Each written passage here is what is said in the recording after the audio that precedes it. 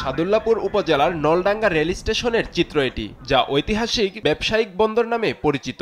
সাদুল্লাপুর, সুন্দরগঞ্জ, পীরগঞ্জ ও রংপুরের মিঠাপুকুর উপজেলার যাতায়াতের জন্য বেশ পরিচিত এই স্টেশনটি। ৫ আগস্টের পর থেকে জামাতের নেতাকর্মীরা প্রতিদিন স্বেচ্ছাশ্রমের মাধ্যমে অস্থায়ী টিকিট কার্যক্রম চালু করে ট্রেনে চড়তে উৎসাহ দিচ্ছে। তাদের দাবি, সকালে এই স্টেশন থেকে যে রাজস্ব আদায় হচ্ছে তা গাইবান্ধার কয়েকটি রেল স্টেশন থেকেও বেশি। টিকিটের ব্যবস্থা না থাকার কারণে ট্রেনে ওঠার পর যে হয়রানিটা হয় আমরা, আমাদের দাবি নলডাঙ্গাবাসী থেকে যে আমরা টিকিটের ব্যবস্থা যেন করে এবং স্টেশন মাস্টারের জন্য ব্যবস্থা হয়, তাহলে কি হবে, সরকারের রাজস্ব পাবে। জামাতের নেতাকর্মী যারা আছেন তারা অতি উৎসাহের সাথে এইখানে সকালবেলা আসেন এবং টিকিটের ব্যাপারে উৎসাহিত করেন এবং এইখানে নলডাঙ্গা স্টেশনে যে পরিমাণ টিকিট বিক্রি হয় তা গাইবান্ধা জেলার মধ্যে অন্যতম সেল দেখায়। 20টা ঢাকা কোচ, চিটাগাং কোচ এখান থেকে যায়।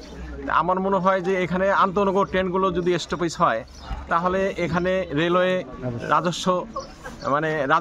রেলের রাজস্ব বাড়বে।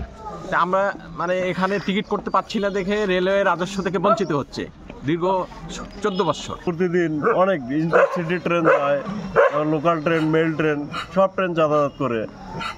আমরা যদি এই টিকিট আমরা এখানে পেতাম তাহলে আমাদের এই হয়রানির শিকার আমরা কখনো হতাম না। কর্তৃপক্ষের কাছে আমার একটাই অনুরোধ, এই নলডাঙ্গা স্টেশনকে স্টেশন মাস্টার টিকিট সিস্টেম চালু করার জন্য বিনীত অনুরোধ করছি। ওই দিনটা কি নাই, টিকিট পায় না মানুষ, কখন কোন ট্রেন কখন আসছে এটা কেউ জানে না। এটা খুবই দরকার আমার টিকিট মাস্টারের ফোনে। যাত্রীদের সমস্যা হচ্ছে, যাত্রীরা টিকিট পাচ্ছে না, বিনা টিকিট যাতায়াত করে, এটা তো রেলের লস। স্থানীয় চেয়ারম্যান জানায়, দীর্ঘদিন ধরে রেল স্টেশনে মাস্টার সহ টিকিট কার্যক্রম চালু না থাকায় বেশ বিড়ম্বনার শিকার হচ্ছে রেলযাত্রীরা। অদ্যবধি আমাদের এই রেল স্টেশনে যে একটা সংস্কার হওয়া, পরিবর্তন হওয়া কোনো কিছুই হয়নি।